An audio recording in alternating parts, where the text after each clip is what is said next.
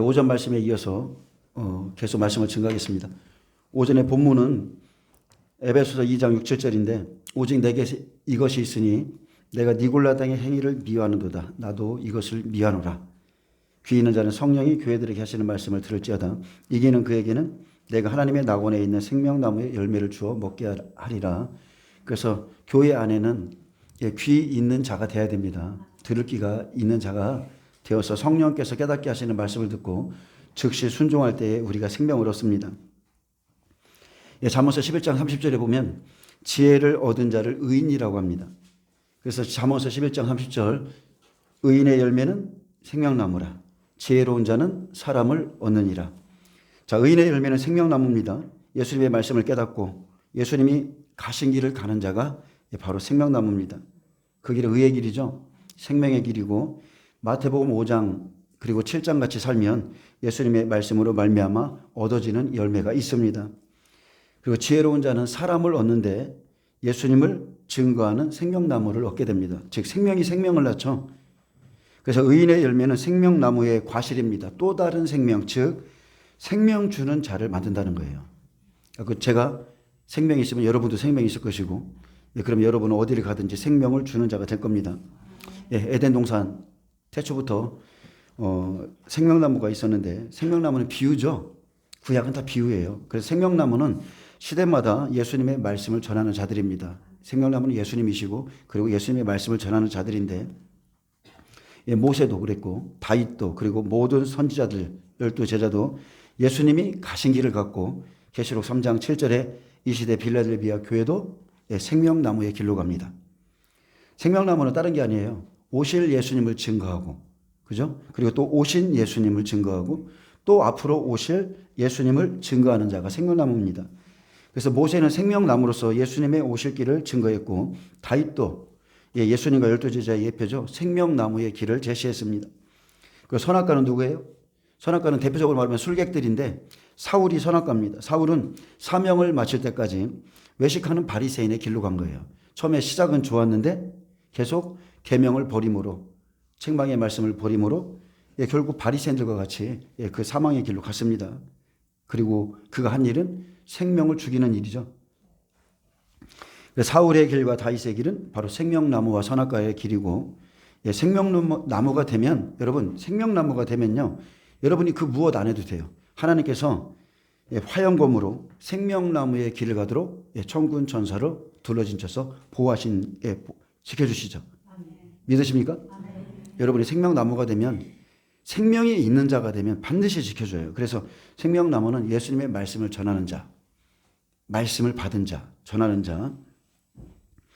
그래서 하나님을 경외하는 지혜를 가지고 지혜를 가르치기에 생명의 열매를 맺게 하십니다. 또 잠언서 13장 11절에서 18절에 보면 좀 볼까요? 잠언서 13장 11절에서 18절 지혜 있는 자의 교훈도 생명의 샘이라 했습니다. 지혜 있는 자의 교훈이 바로 생명의 샘이다. 지혜 있는 자의 교훈은 사망의 그늘에서 사람들을 벗어나게 한다. 창세기 3장에 에덴 동산에는 생명나무와 선악지식의 나무가 있었습니다. 그렇듯이 교회에는 참종과 거짓종이 있고요. 나무는 사람입니다. 나무는 사람이기에 열매를 보면 그 나무를 안다 이렇게 말씀하셨어요. 말도 아니고 그냥 입술의 어떤 공경도 아니고 외침도 아니고 열매입니다. 열매. 열매로 아는 거예요.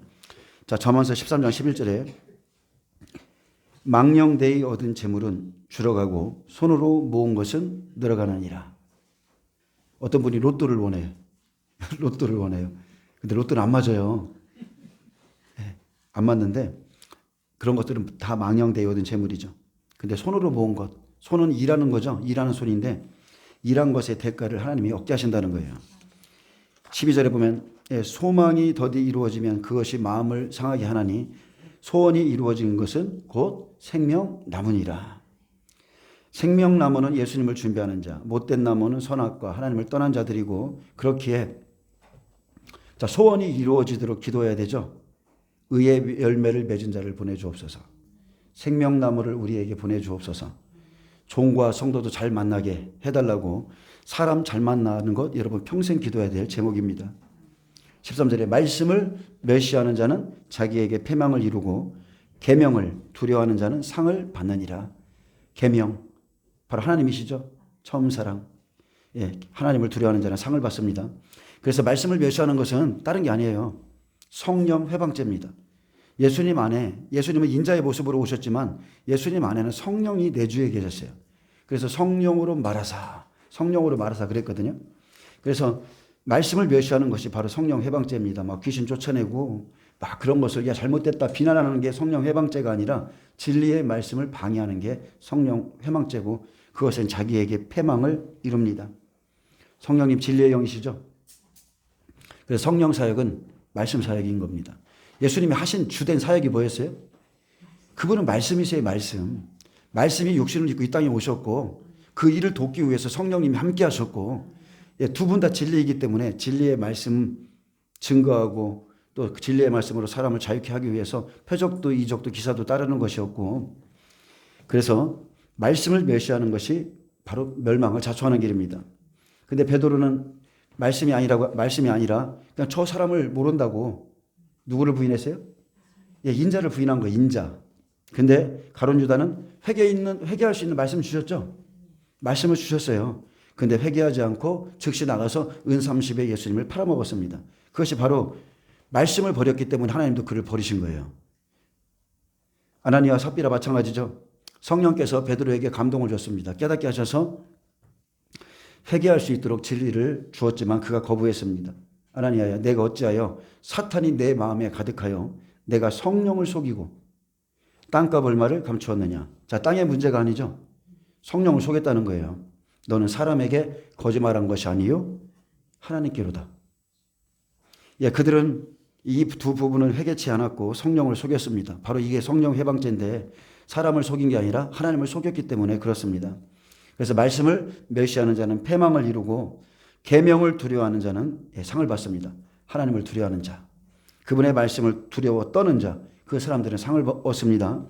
자, 14절에 지혜 있는 자의 교훈은 생명의 샘이니 사람으로 사망의 그물에서 벗어나게 하느니라. 예, 생명의 샘은 지혜 있는 자의 교훈이죠. 예, 그들의 말씀은 사망과 어두움에서 돌이키게 합니다. 예, 하나님의 말씀이 들려지면 돌이키게 되고요. 의의 열매를 맺은 나무를 보내서 율법에서 벗어나서 생명을 얻게 하시죠. 그래서 지혜자의 교훈을 통해서 사망의 그물에서 벗어나는 겁니다. 잠언서 10장 11절 저희 교회에 주신 하나님의 말씀이죠. 의인의 입은 생명의 샘이라도 그죠? 악인의 입은 독을 머금었느니라. 처음에 하나님 우리 교회에 대한 교회에 이름을 주세요 했었을 때 이 말씀을 주셨어요. 잠언서 10장 11절. 자, 육신에서 벗어나고 돌이키고 이길 수 있는 복. 예, 그것은 생명의 샘입니다. 자, 15절에 선한 지혜는 은혜를 베푸나 사악한 자의 길은 험하니라. 무릇 슬기로운 자는 지식으로 행하거니와 미련한 자는 자기의 미련한 것을 나타내느니라. 악한 사자는 재앙에 빠져도 충성된 사실은 양약이 되느니라. 훈계를 저버리는 자에게는 궁핍과 수욕이 이르거니와 경계를 받는 자는 존영을 받느니라. 자, 미련한 자는 지식으로 행하지 않습니다. 그리고 자기의 미련을 나타내요. 지혜와 훈계를 받을 때 잔소리로 듣죠. 잔소리로 들으면 여러분 그 사람은 미련한 겁니다. 자기의 영혼을 위해서 받아야 되는데 지혜와 훈계를 멸시하면 미련한 자고 충성된 자들의 특징이 경계의 말씀을 받아들인다는 거예요. 그래서 그 말씀을 양약으로 받아서 결국 어때요? 존영을 이룹니다. 계시록 22장 17절에 보면 듣는 자, 목마른 자, 원하는 자에게 값없이 생명수를 주시는데 누가 줍니까? 성령과 신부가 같이입니다. 우리가 하나님과 동역하는 자로서 너희에게 말한다고 그랬죠. 성령과 신부가 알려주는 거예요. 그래서 성령과 신부가 오라 하셨고 오는 자에게는 생명의 말씀을 주어서 먹게 합니다. 계시록 22장 17절 성령과 신부가 말씀하시기를 오라 하시는도다. 그래서 이 시대에는 다른 게 아니에요. 성령과 신부의 음성을 여러분이 들으셔야 됩니다. 그래서 듣는 자도 오라 할 것이요 목마른 자도 올 것이요 또 원하는 자는 값없이 생명수를 받으라 하시더라. 자, 생명나무의 열매는 환난 전에 말씀을 듣는 자입니다. 그리고 목마른 사람들 원하는 자에게 값없이 주실 것이라고 그랬어요. 준비할 수 있도록 7개의 시대에 준비해서 그 어려운 시간을 지날 수 있도록 생수를 마시게 하시는 분이 우리 주님이십니다. 그래서 말씀을 통해 열매를 맺는 자가 신부이기 때문에 자기의 신부들에게 다 오라 말씀하시는 거예요. 그래서 성령과 신부, 즉 생명나무는 사람이기에 생명 있는 사람, 그죠? 생명을 이룬 사람, 그 사람을 보내어서 생수를 마시게 하는 겁니다. 아멘. 예수님도 생명나무, 엘리야도 생명나무, 엘리사도 생명나무, 12제자도 생명나무. 요한복음 4장 10절에 목마른 여인이 있었죠. 목마른 자 오라고 그랬어요. 그래서 구하는 자에게 생수를 주시는데 예수께서 대답하여 이르시되 내가 만일 하나님의 선물과 또 내게 물 좀 달라 하는 이가 누구인 줄 알았더라면 내가 그에게 구하였을 것이요 그가 내게 생수를 주었으리라. 아멘. 이 음성을 들었어요, 못 들었어요? 네가 물 좀 달라 하는 이가 누군 줄 알았더라면 내가 그에게 구하였을 것이요 그가 내게 생수를 주었으리라. 근데 이 시대에도 이 하나님의 성경을 가지고 문맥의 말씀만 딱 듣고 목말라하고 있다면 이 여인처럼 여전히 목이 말라서 내 영혼은 왜 이렇게 힘이 없지? 내 영혼은 왜 이렇게 말씀을 들어도 갈급하지? 이러고 있다면 그 물은 어떤 물? 야곱의 물이에요. 야곱의 물. 그 물이 야곱의 물인 거예요. 먹어도 목마른 물. 근데 이 여인이 그 말씀에 그 물을 먹고 지쳐서 주여 그런 물을 내게 주사. 목마르지도 않고 또 여기 물 기르러 오지도 않게 하옵소서. 아멘. 이 고백이 저와 여러분의 고백이 되어야 될 줄 믿습니다. 아멘. 먼저는 목마름이 있어야 되고 메시아를 기다려야 되고 참된 남편을 삼아야 되고 모든 조건을 갖춘 여인이 사마리아 여인이었어요. 이방인이죠. 저와 여러분인 겁니다. 생수를 먹어야 생명나무 실과를 먹어야 사는 겁니다. 그래서 이것은 구해야 돼요. 내게도 주옵소서. 구해야 됩니다. 계시록 2장 7절 귀 있는 자는 성령이 교회들에게 하시는 말씀을 들을지어다. 말씀은 생명수, 생명나무. 이기는 그에게는 내가 하나님의 낙원에 있는 생명나무의 열매를 주어 먹게 하리라. 그래서 계시록 17절에 보면요. 지금이 성령 시대잖아요. 예수님 오실 때까지 성령 시대. 그래서 성령 시대엔 성령과 신부가 말씀하는 거예요. 아멘. 성령과 예수님의 진리를 가진 즉 생명나무가 신부인데 생명을 가진 그 신부가 말하기를 오라 하셨고 값없이 생명수를 받으라 했습니다. 생명나무 종을 보내서 그 말씀을 듣고 그 사람을 돌이키게 하시는 거죠. 그래서 제가 생명나무의 실과를 여러분에게 지금 던지겠습니다. 예배에 나오세요. 기도하러 나오세요. 주님을 더 사랑하세요.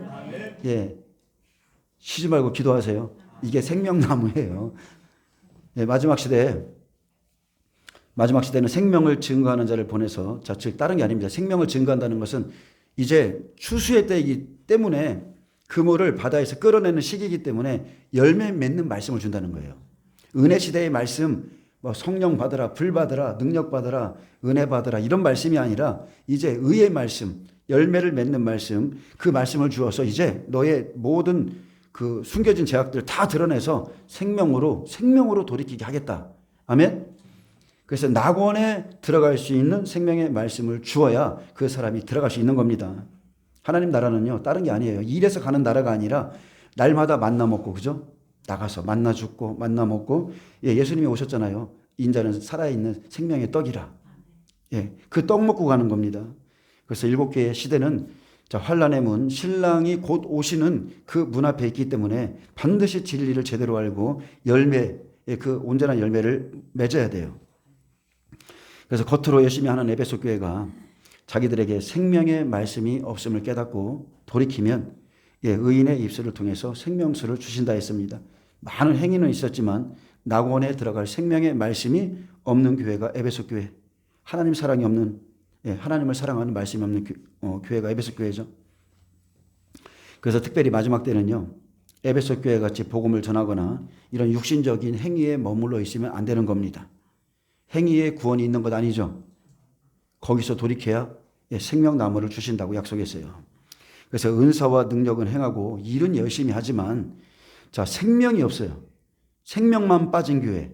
말씀은 전하지만 말씀 날마다 그러지만 실제적으로 자기는 말씀 안에 들어가지 않은 그런 교회. 자기는 말씀 안에 들어가지 않은 바리새인과 같은 교회. 그게 에베소 교회예요. 정작 본인은 다 전해. 예수님이 그랬죠. 너희가 바리새인들의 말은 다 듣되 그들의 행위는 본받지 말라. 똑같은 말입니다. 말씀은 가르치는데 자기는 안 들어가요. 생명 안에 안 들어가요. 우리가 천주교 같이 그냥 선행만 열심히 하고 열심히 일하고 그냥 말씀과는 상관없이 산다면 막 이계명을 빼버리고 자기들 마음대로 반드시 버림받습니다. 그래서 스스로 신을 찾아서 몸을 고통스럽게 하는 고행으로 구원받는 게 아니라 천국은 그렇게 들어가는 게 아니죠. 사람의 노력 고행으로 가는 게 아니라 말씀의 길을 따라 들어가는 거예요. 천국은 생명의 말씀을 듣고 순종한 자만이 열매를 맺어서 들어갑니다. 주님은 에베소 교회에 열심히 행한 그 열심은 칭찬하셨지만 말씀이 없는 것, 처음 사랑을 버린 것에 대해서는 과감히 책망하셨고 그것은 성령이 떠날 만한 큰 죄라고 그랬어요. 그래서 거짓 선지자, 악한 자, 정말 진리를 대적하는 자 이런 사람들을 드러내는 것도 참으로 중요한 사역이지만 근데 실제적으로 그것은 생명은 아니에요. 생명이 아니기에 열매 맺는 말씀을 들어야 사는 겁니다. 열매를 맺는 말씀. 예수님이 만약에 악한 자들을 드러나는 게 이게 진짜 생명이었다면 예수님은 날마다 바리새인 교회 가가지고 싸워야 돼. 야, 다 나와. 바리새인 나와. 오늘은 서기관들 나와. 내일은 대제사장. 그 다음 날은 종교 율법사들 나오라고 그래. 그렇게 해서 니들 잘못됐어. 왜 막 이렇게 가리켜. 매일 싸워야 돼요. 근데 열매 없습니다. 예수님 피골이 상접하셔요. 그렇게 하면 안 되는 거예요. 다른 게 아닙니다. 하나님께서 사랑하는 것을 사랑하고 하나님께서 미워하는 것을 미워했기 때문에 싸우신 거지. 그래서 돌이켜서 회개하고 온전한 복음으로 돌이키는 자, 이기는 자에게 의인의 열매를 맺은 빌라델비아 교회 같은 그런 사람들을 보내서 그런 말씀을 보내서 생명나무의 열매를 맺게 해주겠다. 그래서 열매를 맺은 자가 천국에 들어간다겠죠. 예, 말씀대로 행한 열매, 그들의 열매로 그들을 알리라. 다른 것으로 절대로 천국 못 들어갑니다. 자, 이제는 오늘 원래 이제 오후의 말씀입니다. 오늘 오후 말씀의 제목은 이기는 그에게 생명나무의 열매를 주어 먹게 하리라. 이기는 그에게 생명나무의 열매를 주어 먹게 하리라. 자, 이기는 그에게. 그가 누구라고 그랬어요? 책망의 말씀을 듣고 돌이키는 그에게 생명나무의 열매를 주어 먹게 하리라. 쉽게 말하면 엘리사가 엘리사의 제자의 그 아내, 과부죠. 과부가 된 여인에게 찾아갔을 때 아무것도 없는 걸 알았어요. 무엇이 있느냐 물으니까 오직 기름 한 병이 있다고 그래요. 기름은 뭐예요? 마태복음 25장. 유일하게 준비한 것이 생명이에요. 유일하게 준비한 것이 생명. 그렇기 때문에 다시 그에게 가서 기름 부어주는 거예요. 마지막 때 사역은 딱 그거밖에 없습니다. 생명을 사모하는 자, 생명만을 준비한 자, 기름 한 병을 준비하는 자에게 하나님이 보내셔서 그들을 세워주고 그리고 그래서 그들이 생명을 얻고 네가 뭐라고 그랬어요? 마지막 말에는 이 기름을 팔아서 빚을 갚아라. 이 기름을 팔아서 환난 속에서 살아나가라 그랬죠. 그게 제가 여러분들을 세우고 기름 부어 주면 생명의 말씀을 주면 여러분이 생명의 말씀을 가지고 환난에서 이겨나가는 거예요. 빛, 사랑의 빛, 생명의 빛, 말씀의 빛, 그죠? 그것을 여러분이 나눠주다가 가는 겁니다. 계시록 2장 7절 봅니다. 귀 있는 자는 성령이 교회들에게 하시는 말씀을 들을지어다. 이기는 그에게는 내가 하나님의 낙원에 있는 생명나무의 열매를 주어 먹게 하리라. 성령님은 모든 교회들이 주님의 말씀을 듣기 원하십니다. 하나님은 언제나 자기 백성과 함께 하셨고 백성 가운데 계셨으며 언제나 말씀하신 분이세요. 그래서 하나님의 말씀은 우리 영혼의 생명수고 생명나무이기에 그것을 먹고 마시는 자마다 하늘에 속한 이의 형상을 잊게 하고 하나님의 말씀은 영원하기에 소금 언약이라 했습니다. 모든 육체는 풀과 같죠. 쇠약합니다. 풀은 마르고 꽃은 시들지라도 우리 하나님의 말씀은 영원히 서리라 하셨기에 영원한 하나님의 말씀은 우리로 썩지 않는 영원한 몸을 입게 한다는 거예요. 아멘. 말씀을 가진 자 영원한 몸을 입습니다. 그래서 고린도전서 15장 35절에 바울 사도는 죽은 자들의 소망인 몸의 부활에 대해서 증언했고 더 영광스러운 몸을 얻기 위해서 일생을 다름박질했습니다. 그가 본 부활의 그 영광을 저와 여러분도 보기를 원합니다. 누가 묻기를 죽은 자들이 어떻게 살아나며 어떤 몸으로 오느냐 하리니 어리석은 자여 내가 뿌리는 씨가 죽지 않으면 살아나지 못하겠고 내가 뿌리는 것은 장래의 형체를 뿌리는 것이 아니요 다만 밀이나 다른 것의 알갱이 뿐이로되 하나님이 그 뜻대로 그에게 형체를 주시사 각 종자에게 그 형체를 주시느니라. 육체는 다 같습니까? 아니죠. 육체는 다 같은 육체가 아니니 하나는 사람의 육체요, 또 하나는 짐승의 육체요, 하나는 새의 육체요, 하나는 물고기의 육체라. 하늘에 속한 형체가 있고 땅에 속한 형체도 있으나 하늘에 속한 것의 영광이 따로 있고 땅에 속한 것의 영광이 따로 있으니 해의 영광이 다르고 달의 영광이 다르며 별과 별의 영광도 다른데 별의 영광이 다른데 별과 별의 영광이 다르도다. 죽은 자의 부활도 그와 같으니 그랬어요. 죽은 자의 부활이 어떻다고요? 모든 영광이 다르다는 거예요. 그래서 육의 몸이 있은즉 또 영의 몸이 있느니라. 그래서 영의 몸, 더 영광스러운 몸을 입기 위해서 육은 뿌리고 죽어지고 심는 거예요. 아멘. 그래서 기록된 바 첫사람 아담은 생명이 되었다 한과 같이 마지막 아담은 살려주는 영이 되었나니. 살려주는 영, 예수님은 생명나무세요. 그러나 먼저는 신령한 사람이 아니요 육의 사람이요 그 다음에 신령한 사람이니 첫사람은 땅에서 났으니 흙에 속한 자이거니와 둘째 사람은 하늘에서 나셨느니라. 무릇 흙에 속한 자들, 자, 땅에 속한 자들은 저 흙에 속한 자와 같고 무릇 하늘에 속한 자들은 저 하늘에 속한 이와 같으니 우리가 흙에 속한 자의 형상을 입은 것 같이 또한 하늘에 속한 이의 형상을 입으리라. 아멘. 무엇으로요? 말씀으로. 형제들아 내가 이것을 말하노니 혈과 육은 하나님 나라를 이어받을 수 없고 아무리 해도 혈과 육은 하나님 나라 이어받지 못합니다. 또한 썩는 것은 썩지 아니하는 것을 유업으로 받지 못하느니라. 예, 혈과 육은 결코 하나님 나라를 이어받을 수 없습니다. 그래서 먼저는 신령한 사람이 아니요 육의 사람이요 그 다음에는 신령한 사람이니 첫사람은 땅에서 났으니 흙에 속한 자이거니와 둘째 사람은 하늘에서 났다고 그랬어요. 그러므로 우리가 흙에 속한 형상을 벗어나서 하늘에 속한 이의 형상을 입도록 주신 것이 하나님의 말씀입니다. 장래의 형체를 위해서 말씀을 주셨기 때문에 주님의 말씀을 사랑하고 순종하고 헌신한 만큼 하늘에 속한 이의 형상을 입으리라 하셨고 그 영광은 다릅니다. 해와 달의 영광이 다르며 별과 별의 영광이 다르듯 천국의 모든 영광은 다르고 다르며 다릅니다. 100배, 60배, 30배의 영광은 다른 거예요. 죽은 자의 부활도 그와 같다고 그랬어요. 똑같은 부활이 아니라는 겁니다. 그래서 마태복음 13장 23절에 좋은 땅에 뿌려졌다는 것은 말씀을 듣고 깨닫는 자니 결실하여 말씀을 듣고 회개하고 돌이키며 결실하죠. 어떤 것은 100배, 어떤 것은 60배, 어떤 것은 30배가 되느니라. 그래서 우리가 말씀을 듣고 이제 우리에게 주시는 책망을 깨달아서 100배, 60배, 30배가 된 이러한 사람들이 각각 다른 영광으로 하나님 나라에 들어가는 것을 저와 여러분은 알고 있어요. 아멘? 막연하게 그냥 다 들어가는 게 아니라 각각의 영광을 가지고 들어가는 거예요.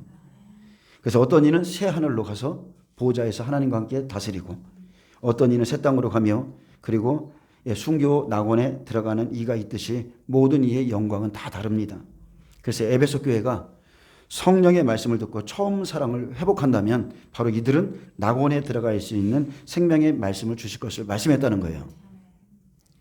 그래서 말씀만이 길이고 말씀만이 영원한 겁니다. 네, 열왕기하 2장을 좀 보겠습니다. 열왕기하 2장 15절에서 22절 좀 살펴보겠습니다. 여기에 소금 언약이 나옵니다.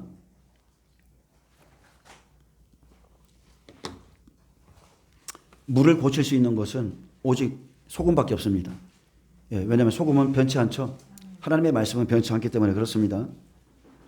열왕기하 2장 15절에 보면 맞은편 여리고에 있는 선지자의 제자들이 그를 보며 말하기를 엘리야의 성령이 하시는 역사가 엘리사 위에 머물렀다 하고 가서 그에게로 나아가 땅에 엎드려 그에게 경배하고 그에게 이르되 당신의 종들에게 용감한 사람 50명이 있으니 청하건대 그들이 가서 당신의 주를 찾게 하소서.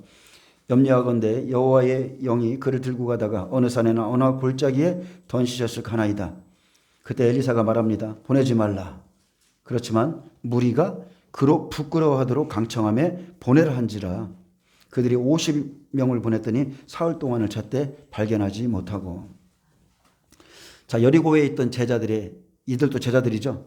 여리고에 있던 선지자의 제자들의 영성이 드러나죠. 엘리사가 엘리야의 몸에서 떨어진 겉옷을 가지고 물을 치면서 요단강을 가르는 그 물을 가르는 기적을 목격했어요. 이들이요.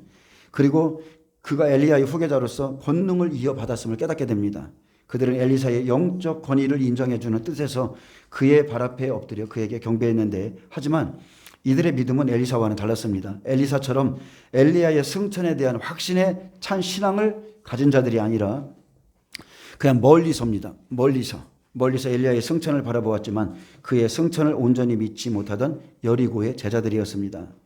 이 시대에도 이런 제자들이 있죠. 멀리서 아는, 예수님을 그냥 멀리서 아는, 당신의 주인을 찾게 하소서. 그래서 율법의 성이죠. 여리고의 제자들은 예수님의 승천을 믿지 않습니다. 그래서 예수님 오셨을 때도 안 믿는 거예요. 바리새인 서기관들이 안 믿습니다.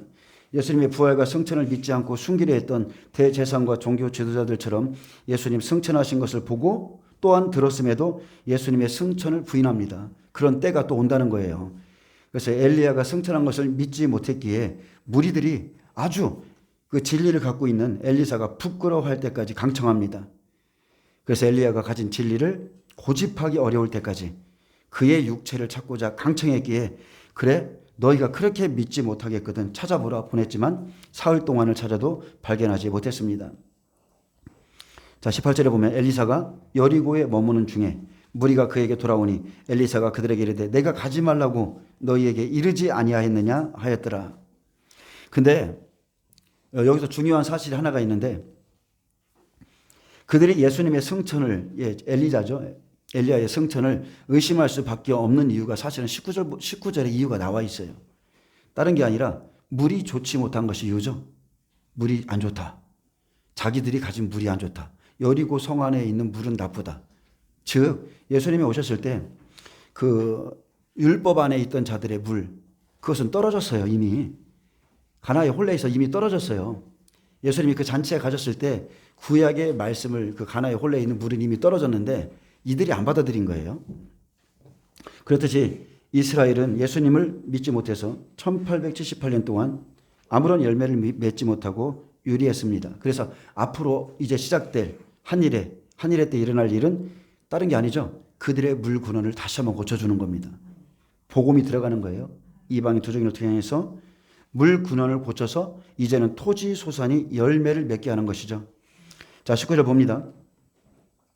자, 그 성 사람들이 고백합니다. 엘리사에게 이르되 우리 주인께서 보시는 바와 같이 이 성읍의 위치는 좋으나, 자, 터죠. 이 성읍의 터는 좋으나 물이 나쁨으로 토산이 익지 못하고 떨어지나이다. 자, 이것은 교회의 모습과도 똑같습니다. 자, 이 성읍의 위치는 좋다는 거예요. 터는 좋습니다. 왜요? 예수 믿는 터니까. 예수님이, 하나님이 놓은 터니까. 문제는 물이죠. 물, 복음, 이게 나쁘기 때문에, 말씀이 좋지 않기 때문에 이런 예수님의 승천까지도 의심하고, 바울은 분명히 고린도 전서에 경고해 놨습니다. 좋은 터를 닦아 두었으나 그 후에 어떻게 세울지를 각각 조심하라. 각각 조심하라. 근데 예수 믿는 털은 지금도 아름답지만 각 교회의 문제는 뭐예요? 물이에요. 온전한 복음이 있는 교회도 있고 없는 교회도 있다는 겁니다. 그래서 토산이 익지 못하고 떨어지나이다. 사람들의 심령에 열매를 맺지 못하고 떨어지죠. 그래서 물을 안 고쳐주면 여러분 구원이 없는 겁니다. 열매 자체가 없어요. 물을 고쳐야 돼요. 잘못된 복음을 받아들이고 다른 영, 다른 복음, 다른 예수 따르다가는 결국 사망이라는 이유가 바로 그겁니다. 토산이 익지 못하는 이유를 알기 때문에, 자, 진리를 가지고 성령의 능력을 갑절이나 가진 엘리사에게 지금 말하고 있는데, 이 일은 이제 마지막 한일회 때 두 증인이 여리고성에 들어가서 제3성전이죠. 율법성이니까 물 근원을 고쳐줄 것을 지금 예피하는 말씀입니다. 율법을 복음으로 바꿔서 예수 그리스도가 누구신지를 다시 한번 전파함으로 그들이 열매 맺는 백성이 될 것이라는 뜻입니다. 근데 누구든지 무너뜨린 이 율법을 다시 세우는 자는 저주 아래에 있는 자라 그랬어요. 여호수아 6장 26절, 여호수아가 그에게 맹세하여 이르되 누구든지 일어나서 이 여리고성을 건축하는 자는 여호와 앞에서 저주를 받을 것이라. 그 기초를 쌓을 때에 그의 맏아들을 잃을 것이요 그 문을 세울 때에 그의 막내 아들을 잃으리라 하였더라. 자, 성경에 보면, 계시록에 보면 열매를 맺지 못하고 밀이 떨어지는 성과실들에 대해서 기록했습니다. 임재양에서 다른 게 아니죠. 말씀이 변질됐기 때문에, 다른 복음을 받기 때문에 열매 맺지 못해서 이 마지막 시대에도 떨어지는 자들이 나온다는 거예요. 그래서 마지막 시대의 의의 말씀, 종말에 대해서 아는 만큼, 깨달아진 만큼 열매를 맺게 될 것이고, 이 말씀이 자기에게 분명해지면 그 사람은 반드시 준비하게 돼 있습니다. 말씀에 순종하게 돼 있어요. 저 뒤에 문 좀 닫아주세요. 자, 20절에 엘리야가 이르되 새 그릇에 소금을 담아 내게로 가져오라 하매 곧 가져온지라. 자, 먼저 이제 할 일은 새 그릇에 소금을 담아야 됩니다. 소금의 언약으로 변질된 말씀에 붙잡힌 심령들을 바꿔줘야 되죠. 민수기 18장 19절과 마태복음 5장 13절에 보면 변하지 않는 소금 언약을 주셨고 생명의 말씀이 소금 언약이라 했습니다. 여러분, 제사장에게는 다른 게 없어요. 오직 말씀만 있는 겁니다. 오직 말씀. 그래서 민수기 18장 19절에 보면 이스라엘 자손이 여호와께 거제로 드리는 모든 성물은 내가 영구한 목의 음식으로 너와 내 자손에게 자녀에게 주노니 이는 여호와 앞에 너와 내 후손에게 변하지 않는 소금 언약이니라. 자, 들어 올려서 거제로 드리는 모든 성물 제사는 내가 영구한 목의 음식으로 너와 내 자손에게 주겠다. 제사장의 자손에게 주겠다. 그래서 소금 언약은요, 다른 게 아니에요. 하나님과 제사장 사이에 체결한 영원한 언약입니다. 소금 언약은 직무에 응하여 받는 정당한 목으로 주시겠다는 것인데 영구한 약속이죠. 그래서 21절에 여호와께서 아론에게 이르시되 너는 이스라엘 자손의 땅에 아무 기업도 없겠고 그들 중에 아무 분깃도 없을 것이나 내가 이스라엘 자손 중에 내 분깃이요 내 기업이니라. 아멘. 하나님께서 이스라엘 자손 중에서 내가 너의 분깃이 돼줄게. 내가 너의 기업이 돼줄게. 얼마나 멋진 말이에요. 제사장들에게는 최고의 찬사죠. 저도 예언 받을 때 이 말씀 받았어요. 남들은 예언 받으러 들어갔는데 15분, 20분 있다 막 나오는 거예요. 예?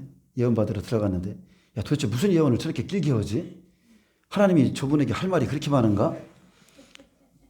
나중에 보니까 뭐 예언이 끝나면 또 물어보고 또 물어보니까 자꾸 여자들이 이렇게 예언이 길어지는 거예요. 근데 저는 딱 가서 1분 만에 나왔거든요. 내가 남자라 이렇게 빨리 끝나나? 이런 것도 있었는데 그게 아니고 하나님이 저한테 주신 말씀은 딱 하나였어요. 내가 너의 분깃이다. 이 한마디 주고 저는 그냥 바깥으로 나왔거든요. 얼마나 기쁜지 수많은 말씀을 듣는 것보다 내가 너의 분깃이다. 예, 그 말씀 받은 적이 있습니다. 자랑 좀 한 겁니다.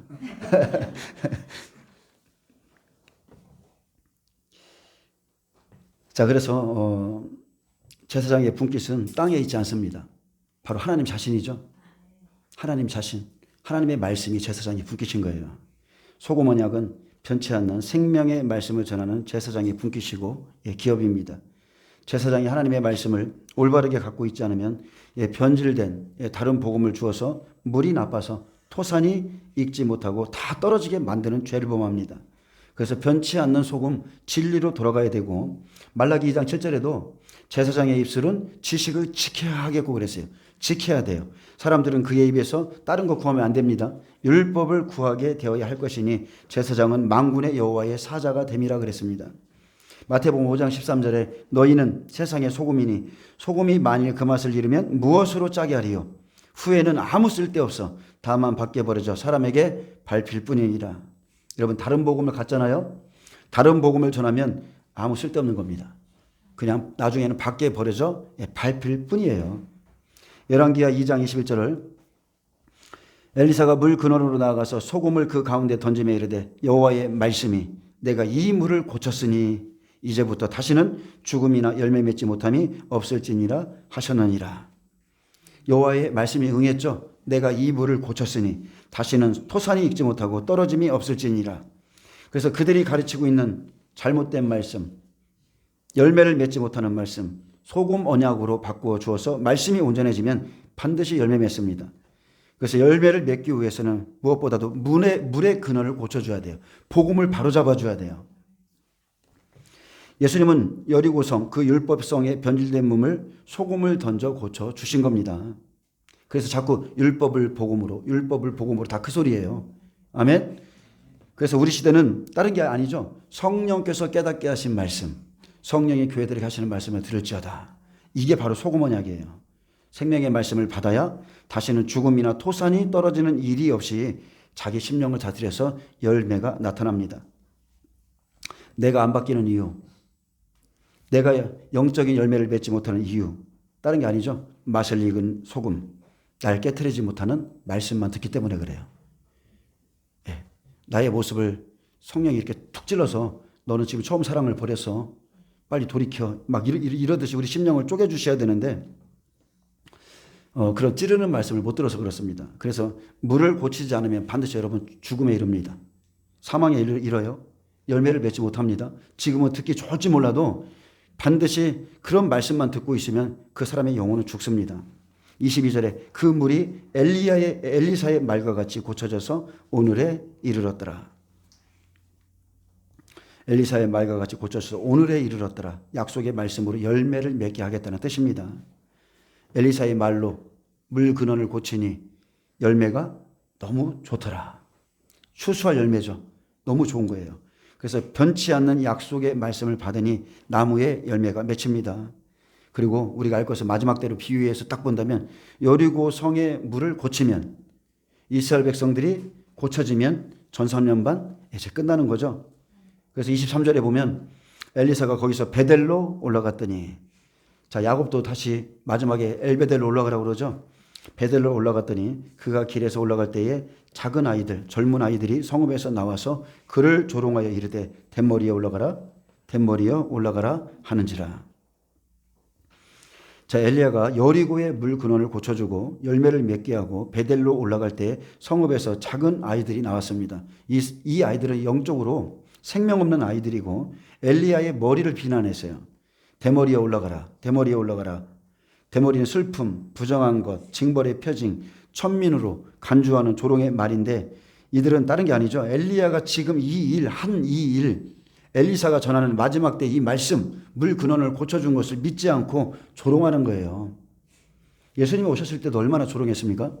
그래서 물 근원을 고친 것을 보고도 돌이켜 회개치 않고 오히려 복음의 증인을 비웃었죠. 그래서 24절의 결과입니다. 엘리사가 뒤로 돌이켜 그들을 보고 여호와의 이름으로 저주하며 곧 수풀에서 암곰 둘이 나와서 아이들 중에 42명을 찢었더라. 예, 엘리사가 돌이켜서 어린아이들을 봤습니다. 여호와의 이름으로 저주했습니다. 여러분 이걸 문맥으로 풀으면 문제가 생기죠. 어떻게 선지자가 아이들이 그 좀 조롱했다고 저주를 해요. 이것은 그런 뜻이 아니고 영적인 뜻이 담겨 있는 거예요. 비유의 말씀이에요. 엘리사가 전한 이 생명의 말씀을 믿지 않았기에 여러분 그 사람은 저준 겁니다. 생명의 말씀을 전해도 에베소 교회에 전해도 믿지 않으면 저준 거예요. 왜요? 환난 안에서는 그들이 들은 그 말이 그를 심판하기 때문에 그렇습니다. 물을 다 고쳐줬어요. 생명이 뭔지를 알게 했어요. 근데도 그들이 그 말을 거부하고 비난하고 그래서 그 말이 그들을 심판하는 겁니다. 수풀에서 앙콤 둘이 나와서 아이들 42명을 찢었다고 그랬는데 우리가 다니엘서에 보면 자 곰은 메데바사죠. 예, 곰과 같은 짐승의 시대를 말하는 거죠. 후 3년반에 들어가는 생명 없는 자들은 바다에서 나온 짐승에게 42달 동안 대접재앙으로 심판받습니다. 이해하시죠? 제가 좀 잠깐 읽어드릴게요. 계시록 13장에 보면 또 짐승이 과장되고 신성모독을 말하는 입을 받고 또 42달 동안 일할 권세를 받는다고 그랬어요. 42달. 예, 42달은 집 밟는 시대죠. 용의 시대. 반드시 죽습니다. 생명 없는 자는 무조건 죽습니다. 다니엘서 7장 5절 다른 짐승 곧 둘째는 곰과 같은데 그것이 몸 한쪽을 들었고 그 입의 이 사이에는 새 갈빗대가 물렸는데 그것에게 말하는 자가 있어 이르기를 일어나서 많은 고기를 먹으라 하였더라. 많은 고기. 생명 없는 이 아이들은 많은 고기일 뿐이에요. 그래서 아이들 중에 42명을 찢었더라. 후 3년 반 42달 동안 바다에서 나온 짐승 적그리스도가 찢어 죽입니다. 42달 동안 생명 없는 아이들 대접장에 들어가서 결국은 다 죽죠. 일어나서 많은 고기를 잡아먹으라. 깨닫지 못하는 자는 멸망하는 짐승과 같다. 그 소리가 그 소리예요. 또 열왕기하 10장 보겠습니다. 열왕기하 10장 10절에 보면 제가 그냥 읽어드릴게요. 열왕기하 10장 10절에 보면 생명 없는 자들 생명 없는 자의 손에 죽습니다. 생명이 없기 때문에 생명 없는 자의 손에 죽어요. 그러니 너희는 알라. 곧 여호와께서 아합의 집에 대하여 하신 말씀은 하나도 땅에 떨어지지 아니하리라. 여호와께서 그 종 엘리야를 통하여 하신 말씀을 자 미리 줬죠. 이제 이루셨도다 하리라. 그래서 생명 없는 아합의 아들들 말씀 그대로 모두 죽습니다. 그 종 엘리야를 통하여 하신 말씀 때가 되면 하나님이 그대로 이루시죠. 엘리야를 통하여 하신 말씀을 이제 이루셨도다. 지금 제가 여러분에게 전하는 말씀도 똑같아요. 이제 때가 되면 그대로 이루어질 겁니다. 열왕기하 2장 25절에 엘리사가 거기로부터 갈멜산으로 가고 거기서 사마리아로 돌아왔더라. 자, 그리고 이제 길갈로 가면 이제 종말이 오는 겁니다. 우리가 말하는 백투 예루살렘, 천국 복음이 땅끝까지 전하면 내가 오리라 약속했습니다. 열왕기하 4장 8절 하루는 엘리사가 수넴에 자, 열왕기하 4장을 보겠습니다.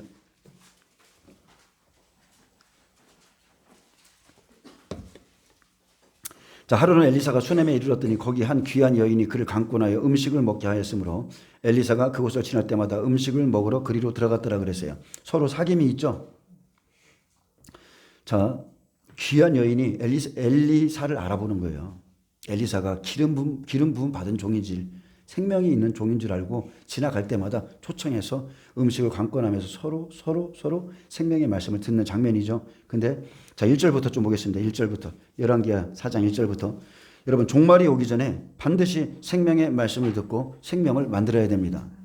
자, 이 말씀을 잘 들으셔야 돼요. 이게 가장 중요한 일이기 때문에 그렇습니다. 두 아들을 잃게 된 엘리사에게 부르짖던 과부는 다른 사람이 아니라 바로 여호와를 경외하던 종의 아내였다는 거예요. 여호와를 경외하는 종. 어떻게 보면 이제 아내라고 했지만 신부잖아요. 어떻게 보면 여호와를 경외하는 종 이렇게 보셔도 되고. 자, 1절 봅니다. 선지자의 제자들의 아내 중에 한 여인이 엘리사에게 부르짖어 이르되 당신의 종 나의 남편이 이미 죽었는데 당신의 종이 여호와를 경외한 줄은 당신이 아시는 바이니이다. 이제 빚준 자가 와서 이르되 나의 두 아이를 데려가 그 종을 삼고자 하나이다 하니. 자, 환난 안에서 여러분 생명을 준비 못하면 빚진 자의 종이 된다는 것을 아셔야 돼요. 아멘. 여러분은 종로로 달 수 있습니다. 생명의 값을 달라 여러분을 잡아갑니다. 생명 있는 자만이 그날에 구원받기에 생명을 준비하되 우리는 그 사랑의 빛, 십자가의 그 생명의 빛, 말씀의 빛, 이 외에는 아무 빛도 지지 말아야 돼요. 준비하지 않는 자, 등만 준비하고 기름을 준비하지 않는 자는 그날에 빚진 자에게 다 끌려간다는 거예요. 좀 이해하시겠습니까? 엘리사가 그에게 이르되 내가 너를 위하여 어떻게 하랴? 내 집에 무엇이 있는지 내게 말하라. 그가 이르되 계집종의 집에 기름 한 병, 한 그릇 외에는 아무것도 없나이다 하니. 자, 기름 하나는 우리가 봤을 때는 그냥 어떻게 기름 한 병밖에 없어? 이렇게 할 수 있지만 이것은 영적인 뜻을 담고 있죠.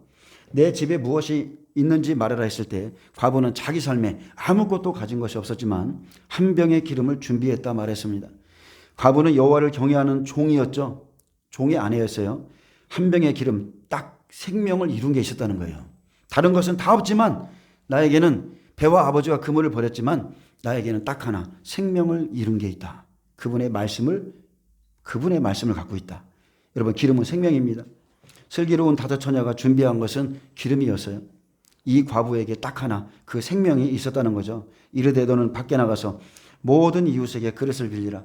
빈 그릇을 빌리되 조금 빌리지 말고 너는 내 두 아들과 함께 들어가서 문을 닫고 그 모든 그릇에 기름을 부어서 차는 대로 옮겨놓으라 하니라. 자, 엘리사가 준 생명의 말씀은 다른 게 아닙니다. 너는 나가서 빈 그릇을 빌리되 조금 빌리지 말고 모든 이웃에게 빈 그릇을 빌리라. 믿음이 없으면 이 말을 순종하겠어요? 못합니다.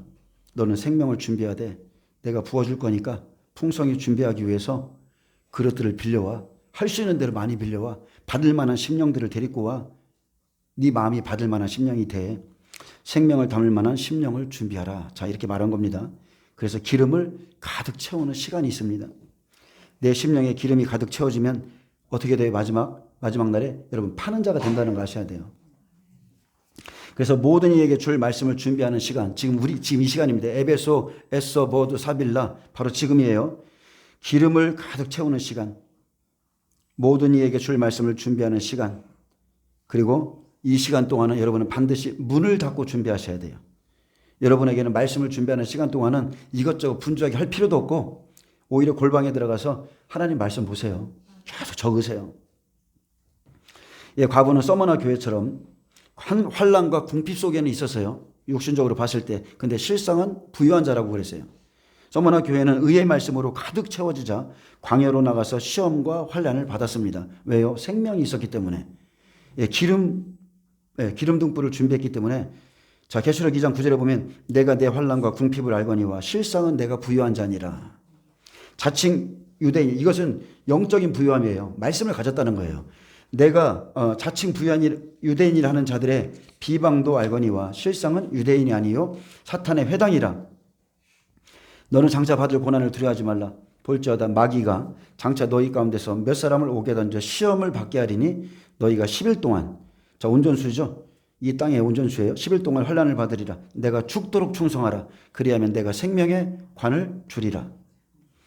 자, 이제 기름을 준비하는 과정. 너는 내 두 아들과 함께 들어가서 문을 닫고 그랬어요. 생명을 여러분이 준비하려면 여러분을 방해하는 사람들 엄청 생깁니다. 생명 가는 길엔 시기하는 자가 많고 생명을 이루는 것은 영적으로는 비밀이기에 여러분 마음 깊이 새겨야 돼요. 두어야 돼요. 그 길을 갈 때 빼앗아 가는 자들이 나타납니다. 그래서 문을 닫고 준비를 하셨고 그 모든 그릇에 기름을 부어서 차는 대로 옮겨놔라. 다른 게 없죠. 그냥 여러분 말씀에 순종하는 자가 기름을 준비합니다. 이래서 안 되고 한 명밖에 없는데 어떻게 그런 말을 하세요? 먹고 살아야지. 이런 게 아니고 현실에 매여 있는 자는 아무것도 못해요. 하라면 그냥 하는 겁니다. 순종하는 자가 기름을 준비하는 겁니다.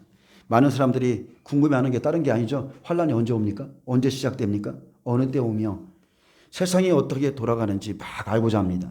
그래서 사람들이 뭐 딥스, 글로벌 세력들, 록펠러, 로스차일드, 뭐 다보스 포럼, WHO 막 이런 쪽, 예, 그리고 뭐 예수회 막 이런 것들, 예, 그 사람들이 말하는 것을 듣길 원하고 그 사람들이 말하는 것을 옮기고, 그죠? 하나님의 말씀은 안 옮기는데 그 사람들이 하고자 하는 그 계획과 그들의 어떤 말들을 다 옮겨줘요. 막 야, 저들이 이렇게 한다더라, 이렇게 한다더라.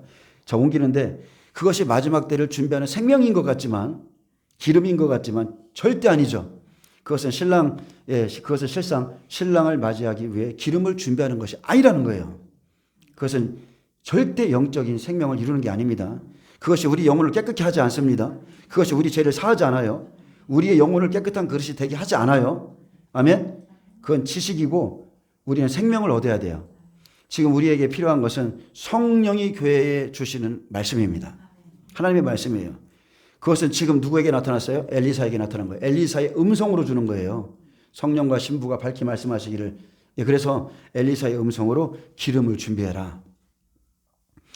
마찬가지로 에베소 교회엔 많은 일보다 지금 너에게는 처음 사랑을 회복하는 것이 더 급하다. 그래서 책망의 말씀을 주었고, 자, 순종하면 에베소 교회는 사는 것이고 낙원에 들어갈 수 있는 것이고 아니면 버림받는 겁니다. 그래서 지금 여호와를 경외하는 종의 아내에게 준 말씀은 너는 내 두 아들과 함께 들어가서 문을 닫고 그 모든 그릇에 기름을 부어서 차는 대로 옮겨놓으라. 이것이 생명의 말씀이고 이것이 신부가 할 일의 전부입니다. 아무것도 없어요. 뭐 복잡하게 이것저것 많이 알 것도 없어요. 그냥 이것만 하면 돼요. 딱 주신 말씀. 기름을 준비해. 부어. 찰 때까지 해. 많이 들어봤죠? 아기까지 채우라. 아기까지 채우라. 때가 되면 떠다 주라. 떠다 주라. 딱 그냥 이 원리랑 똑같은 거예요. 그래서 엘리사를 통해서 성령이 주신 말씀은 모든 그릇에 기름을 붓기 위해 문을 닫아라. 이것으로 생명을 준비하라. 그래서 엘리사의 제자라면 빈 그릇에 생명을 채우는 거, 기름을 계속 채우는 거, 그게 전부입니다. 마태복음 25장에 보면 기름 준비죠. 기름 준비. 생명은 기름 준비예요. 마찬가지로 이제 길갈에 오면 열왕기하 8장에 흉년이 오죠. 여기서 흉년이 온다는 것은 다른 게 아니에요. 환란에 들어간다는 거예요. 그래서 4장에서 이제 기름을 가득 채우라 하셨고 8장부터는 환란에 들어갑니다. 7년 기근 들어가요. 그래서 생명으로 채우면 환란 안에 기름을 팔아서 빚을 갚는 겁니다. 빚. 나 빚진 거 많은데 빚 갚아야지. 그런 뜻이 아니라 주님이 우리에게 주신 그 사랑의 빚, 복음의 빚, 생명의 빚, 그것을 갚는다는 거예요. 옛날에 그 조슈아 밀즈 목사님 제가 사역을 본 적이 있어요. 그분이 천국을 다녀와서 얼마나 성령이 충만한지 이렇게 예배 가운데 하나님의 임재, 뭐 금가루가 떨어지기도 하지만 그분의 손에서 떨어지는 기름 부음, 예, 이렇게 기름 부음이 이 컵에 가득 찹니다. 가득. 예, 떨어져요. 그게 신사도 운동이 아니에요. 사람들이 착각하는데 신사도 운동이 아니라 하나님의 관계 안에서 하나님이 그 사람을 기뻐함으로 기름 부어주는데 그 기름 부음의 정도가 너무 넘치니까 스가랴에 나오는 금기름도 떨어지죠. 금기름을 부어주시니까 온몸에 반짝반짝반짝 금가루가 떨어지고 손에 기름 부음이 떨어지고 그걸 가지고 구약에서는 기름 뿔병에다가 부었잖아요. 그분은 이렇게 딱 찍어가지고 안수해 주시더라고요. 잘못됐다고요? 잘못된 거 아닙니다. 오히려 그걸 사모하세요. 기름 부음 없이 어떻게 하나님 나라에 들어갑니까? 기름을 부으시는 이는 하나님이시게. 우리에게 실제 기름 붓습니다. 실제. 성령 충만하면 실제 기름이 우리에게 부어집니다. 제가 내려가면 아무것도 아니에요. 강대상에 올라와서 어떻게 성령 충만한 날은 막 반질반질 그죠? 하나님의 기름 부으시는 거예요. 동동 구름보보다 훨씬 낫습니다. 진짜 하나님이 기름 부으시면 반짝반짝합니다. 그래서 이 사람들은 환난 안에서 기름을 팔아서 빚을 갚는데 생명을 파는 자들, 기름을 파는 자들, 백배들이 생명으로 가는 모양이죠. 근데 이것은 환난 전에 준비하는 겁니다. 그 생명의 길을 걸을 때 지금 저와 여러분의 모습과 똑같습니다. 특별히 저희 교회는 마지막 때를 준비하는 교회이기 때문에 별소리를 다 듣습니다. 시기하는 자도 있고 모함하는 자도 있고 거짓이라고 막 이렇게 말하는 자도 있고 배반하거나 뭐 배신하는 자 많습니다. 마지막 때를 준비하면 그래요. 생명의 길을 걷고자 하면 그렇습니다. 근데 너는 생명을 이루기 위해서 내 문을 닫고 들어가라 했습니다. 내 문에 들어가라. 문을 닫고 모든 그릇에 기름이 차도록 하라. 말씀을 준비해라. 그래서 기름 부음은 다른 게 없어요. 제가 여러분 앞에 막 서가지고 사역한다고 이 기름 부음이 오는 게 아니라 기름 부음은 1대1의 관계 속에서 오는 겁니다. 그것을 잃어버리면 기름 부음이 맞춰요. 그래서 환난과 궁핍의 날이 이제 올 건데 오기 전에 깨끗한 그릇, 깨끗한 마음을 준비하고 골방에 들어가 우리가 회개할 것은 회개하고 돌이켜서 기름 부음을 받아야 됩니다. 에베소 교회에게 처음 사랑을 회복하면 등불을 켤 기름, 그 생명나무의 실과 생명나무의 종, 성령과 신부가 밝히 말씀하시듯이 그런 말씀을 주신다고 그랬어요. 그 4절까지는 빚준 자에게 벗어나는 방법을 알려줬죠. 빚준 자에게 벗어나는 방법. 너는 다른 거 하지 마. 이제 모든 그릇에 기름을 부어. 이렇게 가르쳐 주시고 5절부터는 오직 순종하는 자만이 생명을 이루는 것을 보여주십니다. 근데 사실 불신앙적인 사람들, 이성적인 사람들은요. 아무리 말을 해도 나가서 이 그릇을 빌리라 하게도 빌리러 가지 않습니다. 무슨 소리야. 그런 게 어디 있어. 어떻게 그렇게 기름을 준비해. 왜 그래요? 자기 생각에 맞지 않으면 다 잘못된 거예요. 자기 생각에 맞지 않으면 다 하나님의 뜻이 아닌 겁니다. 근데 언제나 참된 생명 안에는 믿음의 시험이 있다는 거. 아주 좁은 길로 가는 시험이 있습니다. 우리가 기억해야 될 것은요. 하나님은 사람들을 시험하실 때 단 한 번도 좋은 상황과 환경을 주신 적이 없다는 거예요. 하나님은 처음부터 평탄한 길 주시지 않습니다. 불가능해 보이는 환경을 놓으신 후에 거기서 믿음을 시험하는 거예요. 과부의 기름이 딱 한 병 남고 떨어질 때까지 기다리셨다가 생명 있는 엘리사, 생명나무의 종을 보내서 생명의 말씀 듣게 하고 순종하면 사는 것이고 순종하지 않고 무슨 그릇을 빌리러 가. 그러면 여러분 그거 끝나는 겁니다. 그게 에베소 교회에 지금 주신 말씀과 똑같습니다. 믿음의 사람은 말씀에 의지합니다. 믿음의 사람은 말씀에 의지하지만 대부분의 사람들은 현실의 장벽만 보는 거예요. 자, 5절에 보면 여인이 물러가서 그의 두 아들과 함께 문을 닫은 후에 그들은 그릇을 그에게로 가져오고 그는 부었더니, 자, 그릇을 준비했기 때문에 엘리사가 부어줬죠. 그릇에 다 찬지라. 여인이 아들에게 이르되 또 그릇을 내게로 가져오라 하니 아들이 이르되 다른 그릇이 없나이다 하니 기름이 곧 그쳤더라. 여기에도 좀 몇 가지 의미가 있습니다. 기름을 받을 사람들 다 데려오라. 그럴 수도 있고, 그들에게 이 많은 사람들에게 줄 많은 기름을 준비해라. 그런 뜻이 될 수도 있고, 자, 그 여인이 하나님의 사람에게 나아가서 이르니 그가 이르되 너는 가서 기름을 팔아 빚을 갚고 남은 것으로 너와 내 두 아들이 생활하라 하였더라. 요한복음 2장 7절에 항아리에 물을 가득 채우라 하신즉 아기까지 채우니 이제는 떠서 연회장에게 갖다 주라. 똑같은 말이죠. 환란에 들어가기 전에, 사역하기 전에 기름을 준비하는 시간이 있습니다. 준비한 만큼, 순종한 만큼 그에게 말씀을 부어주시고 알게 하시고 가득 채워주는 거예요. 또 그릇을 내게로 가져오라 하니 다른 그릇이 없나이다. 더 들을 심령이 없으면 여러분 기름이 그치는 날이 오죠. 기름이 그치는 날이 옵니다. 들을 심령이 없으면 이제는 시작하는 거예요. 마태복음 25장 환란 전에 기름 준비하듯 길갈에 오면 11개와 8장에 흉년이 옵니다. 그래서 하나님은 종말이 오기 전에 생명이 있는 자에게 생명이 있는 자를 붙이시죠. 기름을 준비한 자, 준비하고자 하는 사람들, 생명을 얻고자 하는 사람들 하나님이 아시고 그래서 엘리야 시대에는 시돈 땅에 있는 사렙다의 한 과부에게 보내졌다. 예수님이 그렇게 말씀하셨고 엘리사 때인 수리아 사람 나만 뿐이었다. 생명 있는 자는 다 하나님이 보내시는 거예요. 살리기 위해서. 그래서 엘리사가 한 병의 기름을 준비한 과부에게 보내져서 다시 기름을 가득 부어줬습니다. 그가 준비한 모든 그릇에 가득 채워주었고 이제 너는 가서 기름을 팔아 빚을 갚고 남은 것으로 너와 내 두 아들과 생활하라. 환란 안에 들어가면요, 여러분 생명을 준비한 자는 기름을 팔아서 살게 합니다. 마지막 이방인 투족인이 이스라엘 땅에 가서 복음 전할 때 각 처에서는 백배들이 움직이는 거예요. 여러분 등불과 기름, 기름은 생명이죠. 주신 말씀은 생명입니다. 생명이에요. 엘리사는 백배고 생명을 파는 자이며 환란 안에서 백배들이 생명으로 가는 모습을 지금 보여주는 겁니다. 생명 있는 자에게 보내서 자 시들어가는 영혼들 다시 세워주고 다시 부어주고, 예, 그게 앞으로 생명 있는 자들의 사역인데 하나님의 관심은요 다른 게 없어요. 오직 생명이 있는 자에게 있습니다. 생명이 있는 자들을 불꽃 같은 눈으로 지켜주시고 다 살피시고 교회 안에 어떤 사람이 생명이 있는지 다 아시고 그 사람을 도우시고 그들은 준비한 기름으로 마지막 시대에 사역을 감당하는 자가 될 겁니다. 4장에 기름 준비하고 8장에 환란에 들어갑니다.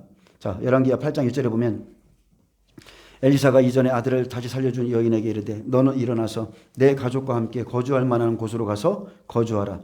여호와께서 기근을 부르셨으니 여호와께서 기근을 명하셨으니 그대로 이 땅에 7년 동안 임하리라. 바로 우리가 기다리는 그 시간이죠. 앞으로 7년 기근이 옵니다. 요셉의 때와 같이 7년 기근이 와요. 그래서 계시록 8장 7절에 천째 천사가 나팔을 불면 피 섞이는 우박과 불이 땅에 쏟아지며 땅에 피가 그치고 기근의 시작이 되듯이 나팔을 불면 7년 환란이 시작되고 전 3년 반 나팔 재앙과 후 3년 반 대접 재앙이 저와 여러분 앞에 지금 준비되어 있습니다. 에베소 교회는요 마지막 시대의 교회로서 맡은 바 사명은 잘 감당했어요. 사명. 근데 환란 속에 쓸 기름은 준비하지 못했다는 거예요. 그게 처음 사랑이에요. 하나님의 말씀, 계명, 이 시대를 향한 하나님의 뜻, 오직 그 생명의 말씀만 얻고 다른 거를 다 열심히 하는 거예요. 지금 어디 모이라, 어디 나와라, 뭘 들으라, 막 그게 다 생명 없는, 죄송하지만 우리의 영적인 생명이랑은 아무 상관없어요. 아무 상관없습니다. 그 일을 해야만 애국자 같고 그 일을 해야만 하나님 나라에 들어가는 걸로 착각하는데 절대 생명이랑은 아무 상관없어요.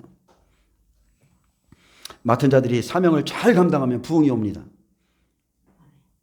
근데 처음 사랑을 버리면 꼭 아세요. 생명은 없다는 거. 생명은 자기 스스로 버린 것이라는 거. 그래서 하나님 앞에는 절대 숫자가 중요하지 않습니다. 오직 생명만이 중요한 거예요. 그래서 노아의 때에 인구가 70억이 되든, 예, 그죠?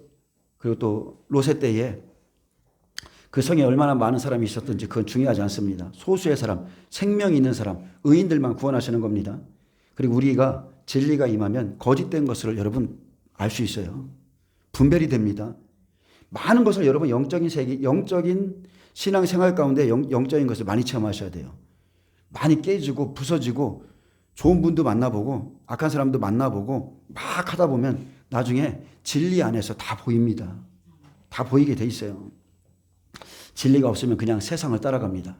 세상의 말이 더 옳은 것 같아요. 예, 육신의 종이 더 옳은 것 같아. 근데 생명나무의 말씀을 먹고 돌이켜야 영생에 들어갈 수 있습니다. 자, 고린도전서 13장 4절 8절 보면 1절에 3절은 은사에 대해서 말했죠. 1절 3절. 그리고 4절 8절에 보면 주 안에서 행하는 을로만 하나님 나라에 들어갈 수 있다고 그랬어요. 하나님 마음으로 하는 것, 하나님의 뜻을 따라 행하는 것으로 하나님 나라에 들어갑니다. 그래서 사랑은 다른 게 아니죠. 사랑은 예수님의 마음이고 예수님이 주신 계명이에요. 그래서 그것을 품고 있기 때문에 사랑은 오래 참고, 사랑은 온유하며 시기하지 아니하며, 사랑은 자랑하지 아니하며 교만하지 아니하며 무례히 행치 아니하며 자기의 유익을 구하지 아니하며 속내지 아니하며 악한 것을 생각하지 아니하며 불의를 기뻐하지 않으며 진리와 함께 기뻐하고 모든 것을 참으며 모든 것을 믿으며 모든 것을 바라며 모든 것을 견디느니라. 아멘. 이게 사람의 사랑으로 되겠어요? 사람의 사랑으로 하는 게 아니에요. 주님의 말씀으로, 그 생명으로 하는 겁니다. 사랑은 언제까지든 떨어지지 아니하되 예언도 피하고 방언도 그치고 지식도 피하리라. 예언, 방언, 지식, 환난 안에 들어가면 여러분 다 끝나는 거예요. 그게 중요한 게 아닙니다. 바로 4절 7절에 이 사랑은 예수님의 마음, 예수님의 계명, 하나님 사랑을 이루는 것으로 이 일을 할 수 있다는 것이고, 에베소 교회는 이런 생명으로 생명으로 행하는 것을 버리고 그냥 열심을 내도록 가르쳤다는 겁니다. 이 말씀이 좀 잘 이해가 안 될 수도 있겠지만, 제가 이제 사울을 비유로도 말씀드렸고 여러 이제 사람들을 통해서 말씀드렸는데, 생명으로 행하는 것은 따르지 않으면서 다른 일을 하다가 멸망받은 사람은 너무나 많습니다. 자, 이제 말씀 맺겠습니다. 계시록 2장 7절입니다. 귀 있는 자는 성령이 교회들에게 하시는 말씀을 들을지어다. 이기는 그에게는 내가 하나님의 낙원에 있는 생명나무의 열매를 주어 먹게 하리라. 자, 주님이 지금 저희 교회에 말씀하십니다. 성령이 교회에 성령께서 생명의 샘 교회 하시는 말씀을 들을지어다. 저희는 우리에게 주신 말씀으로 듣습니다. 이기는 그에게, 처음 사랑을 잃어버리신 분들 있죠. 여기에 있습니다. 저부터 시작해서 처음 사랑에서 돌이키는 그에게는 내가 하나님의 낙원에 있는 생명나무의 열매를 주어 먹게 하리라 약속했습니다. 에베소 교회 하시는 말씀이 사람의 소리예요? 성령의 소리예요? 성령이 하시는 말씀이에요. 하나님의 말씀이에요. 그래서 에베소 교회의 결론은 생명의 말씀을 들어라, 회개하라, 돌이켜라. 그러면 내가 너에게 다시 한번 생명나무의 열매를 주어 먹게 하고 낙원에 들어갈 수 있도록 해주겠다. 생명으로 가고자 사모하는 자들, 돌이키고자 하는 자들에게 다시 한번 생명의 말씀을 주어서 영과 육을 온전케 해서 60배로 가는 길을 열어주시겠다는 뜻이죠. 율법의 의, 은사, 구제, 악한 죄를 드러내는 일, 생명의 말씀을 잃어버린 채 사명을 그렇게 열심히 감당할지라도 처음 사랑을 회복하지 않으면, 처음 사랑은 복음이고 생명의 말씀이고 하나님의 사랑이고 이것을 회복하지 않으면 촛대를 옮기겠다고 말씀했습니다.